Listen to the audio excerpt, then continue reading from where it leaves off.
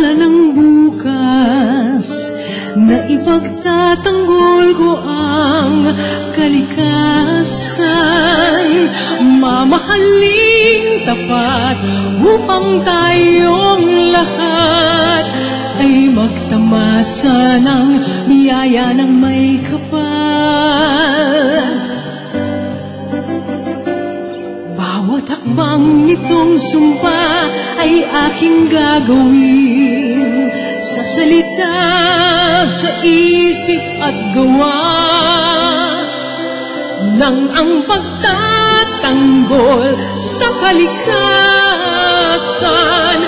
ay maging taos-pusong panata ng bayan.